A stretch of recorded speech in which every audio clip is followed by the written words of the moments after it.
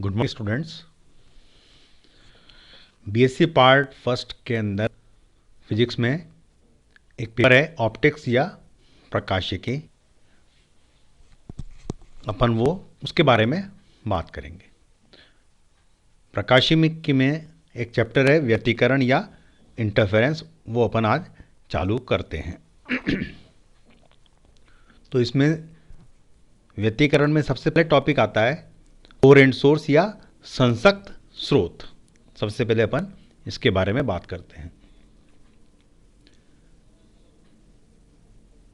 इस पूरे चैप्टर में अपन प्रकाश के व्यतिकरण ही बात करेंगे।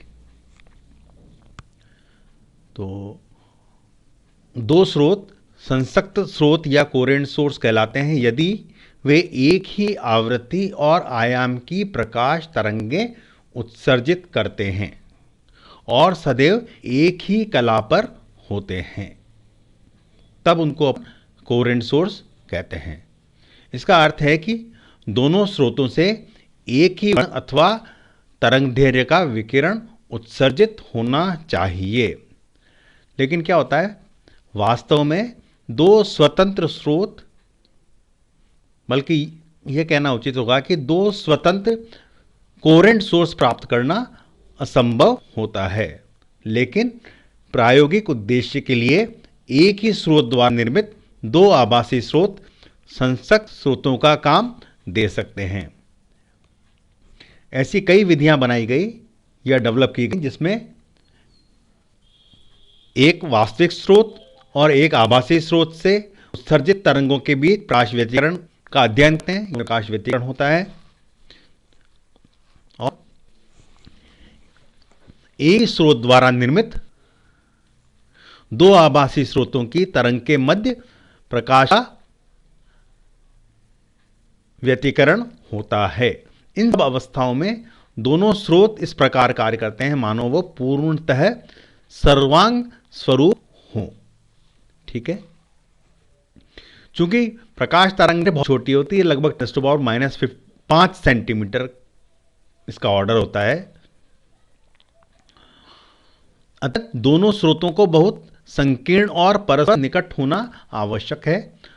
अधिकतम तीव्रता उस बिंदु पर प्रेक्षित होती है जहां पर पहुंचने वाली तरंगों के मध्य कलांतर या फेज डिफरेंस 2π का पूर्ण अपवर्त या होल नंबर मल्टीपल कहना ज्यादा अच्छा रहेगा होता है, अथवा दोनों तरंगों के पथ का अंतर तरंगदैर्घ्य का अपवर्त होता है।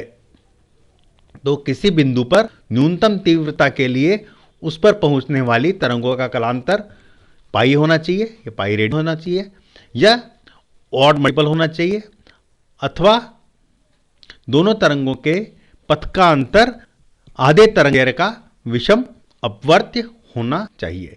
यह सब आपने क्या कहते हैं आपकी पिछली क्लास 12th क्लास के अंदर पढ़ा हुआ है। ये अभी दोबारा से थोड़ा सा ब्रीफ कर रहे हैं। अब अपन करते हैं कलांतर और पथांतर के मध्य संबंध। किस तरह से phase difference and path difference क्या होता है। मान लीजिए दो तरंगों के बीच पथांतर लैम्डा है और कलांतर 2π है, तो अपन x पथांतर के लिए कलांतर की गणना करेंगे। मान लो x पथांतर के लिए कलांतर डेल्टा है, तो अपन निकाल लेते हैं इस तरह से। तो क्या है, लैम्डा पथांतर के लिए कलांतर कितना होता है 2π, पहले भी पढ़ा है। तो x पथांतर के लिए कितना हो जाएगा 2π/λ इंटू एक्स। ठीक है, तो अपन क्या लिख सकते हैं कि कलांतर delta equals to 2π/λ into X. ये delta is equal to 2π/λ into X से लिख दिया। इसको अपन और थोड़ा सा अलग कर दें। इसको अपन ने लिख दिया 2π/λ इंटू ये एक्स क्या है पथांतर है, तो अपन ने पथांतर लिख दिया। अब इसके अंदर आगे और पढ़ते हैं थोड़ा सा व्यतिकरण का वैश्लेषिक विचार या एनालिटिकल ट्रीटमेंट ऑफ इंटरफेरेंस, ये पढ़ते हैं। मान लीजिए कोई मोनोक्रोमेटिक सोर्स है, उस पर अपन विचार। मोनोक्रोमेटिक सोर्स मतलब जिससे एक ही तरंगदैर्घ्य का प्रकाश उत्सर्जित हो रहा है। तो मान लीजिए लैम्डा तरंगदैर्घ्य की प्रकाश का उत्सर्जन हो रहा है और पिन छिद्र ए हैं। ये डायग्राम है, इसके अंदर ये ए और बी दो पिन होल हैं। ए है और ये बी है। यहाँ पर एक सोर्स है, इसको अपन ने ए और बी में दो में डिवाइड यहाँ पे लिया, तो अपन यहाँ पे अपन को ए और बी दो जगह से प्रकाश आता दिखा। चूंकि ये एक सोर्स से एस से मिला है तो इसमें ये कलाशबद्ध स्रोत होंगे। तो ए और बी एस से समान दूर हैं और दो के दोनों दो आभासी स्रोत का काम कर रहे हैं। ठीक है, कोई बात नहीं। मान लो तरंग का आयाम, जो यहां से तरंग उत्सर्जित हो रही है उसका आयाम ए है, उसका आयाम अपन ने ए लिख दिया। तो बिंदु पी पर पहुंचने वाली दोनों तरंगों का कलांतर किसी क्षण पर यहां पर डेल्टा है। मान लो यहां पर जो पी बिंदु पर दोनों तरंगे पहुंच रही है उसके अंदर जो कलांतर है दोनों तरंगों के अंदर, मान लीजिए वो डेल्टा है।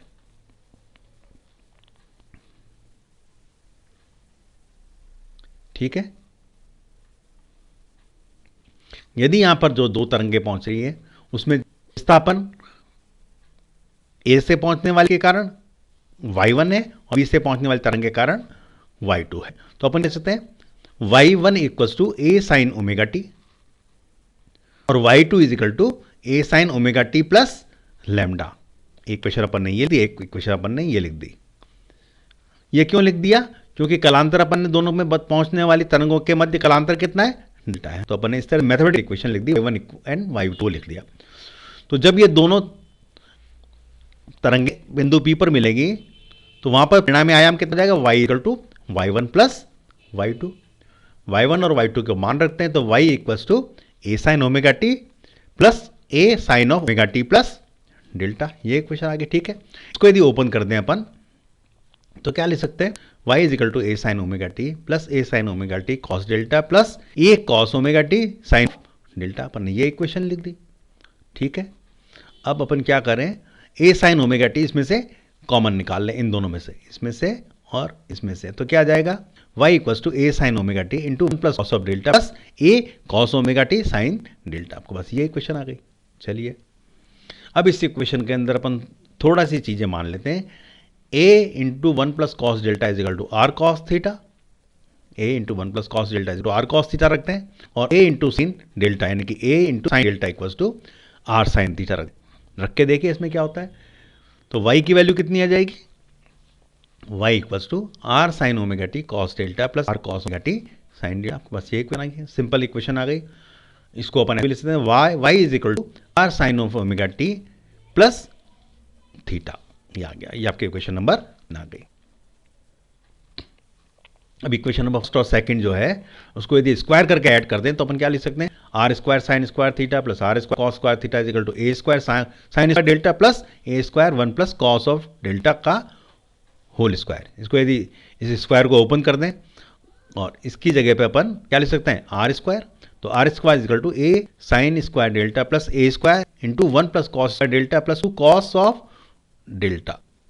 थोड़ा सा इसको और ओपन किया तो क्या आ गया? R square equal to two a square plus two a square cos delta. Two a square common निकाल लिया तो are square equal to two a square into one plus cos of delta. ये आ गया आपके पास आर स्क्वायर का मान। चलो तो आर स्क्वायर इक्वल टू इसको अगर फाइनली कितना आ गया? वन प्लस कॉस डेल्टा को अपन क्या लिख सकते हैं? Two cos square delta by two. तो आर स्क्वायर इक्वल टू आ गया आपके पास में two a square into two cos square delta by two is equal to four A square cos square delta by two. ये equation आपके पास आ गई। हम पहले जानते हैं कि किसी बिंदु पर तीव्रता आयाम का वर्ग होती है, तो अपन क्या लिख सकते हैं? तीव्रता इज इक्वल टू आई अगर से रिप्रेजेंट करें तो I is equal to R square लिख दिया। तो अपन क्या लिख दिया अपन ने finally? I is equal to R square equal to four A square cos square delta by two. ये इक्वेशन नंबर 4 है। स्पेशल केस ले लें, विशेष अवस्था जब कलांतर डेल्टा इज इक्वल टू 0 हो, पाई 2 पाई हो, 2 इंटू 2 पाई और इस तरह से हो, और साथ ही पार्ट डिफरेंस कितना हो? 0 lambda 2 lambda and so on up to n lambda हो। तो आई इज इक्वल टू कितना हो जाएगा? यहाँ वैल्यू रखेंगे अपन, डेल्टा की वैल्यू 0 रख दें या 2 पाई रख दें तो कितना आ जाएगा? ये cos square delta by 2 is equal to कितना आ जाएगा? 1 आ जाएगा। तो आई इज इक्वल टू कितना हो जाएगा? 4a स्क्वायर हो जाएगा। तो इस स्थिति में क्या होगी? तीव्रता उस समय पे अधिकतम होगी जब कलांतर 2 पाई पूर्ण अपवर्त्य होता है और अंदर लैम्डा का होल नंबर मल्टीपल होता है। अब यदि सेकंड केस लें यहां पर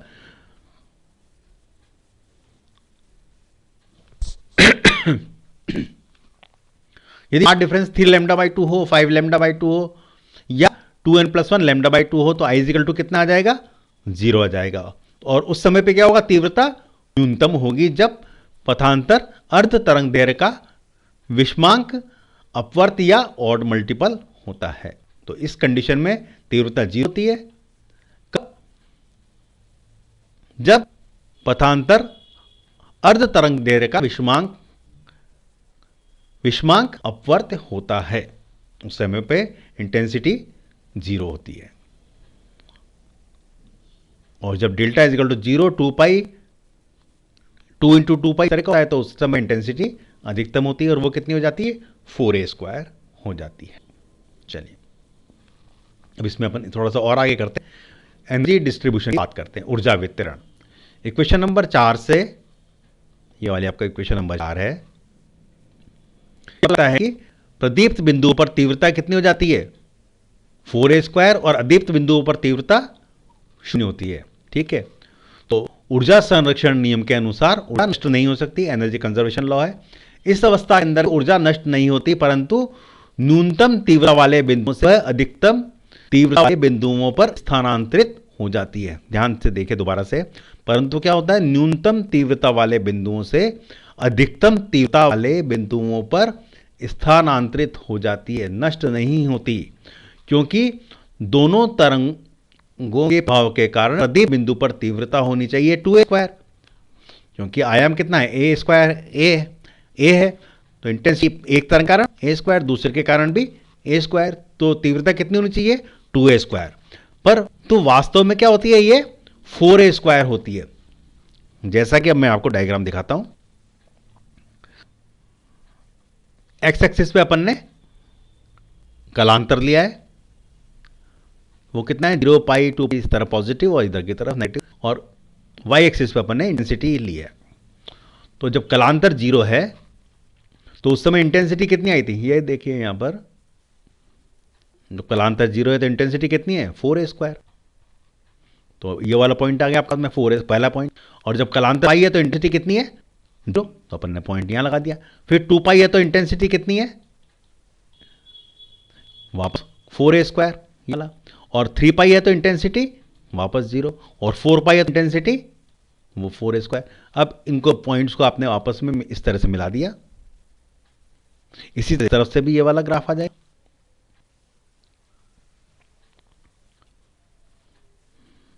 तो डायग्राम में जैसे बताया गया है, तीव्रता 0 से 4a² तक वेरी होती है और फिर औसत 2a² ही रहता है। मतलब माध्य तो 2a² ही रहता है, लेकिन मिनिमा जहां पर होता है इंटेंसिटी 0 हो जाती है, और जहां मैक्सिमा होता है वहां पर इंटेंसिटी 4a² हो जाती है, और एवरेज लेकिन उसका वही 2a² ही होता है।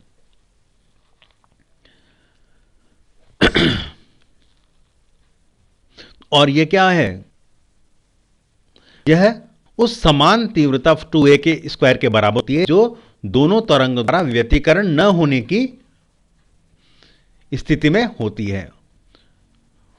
अर्थात व्यतिकरण पट्टियों का निर्माण ऊर्जा संरक्षण के नियम के अनुसार ही होता है। यहां पर एनर्जी कंजर्वेशन लॉ लागू होता है।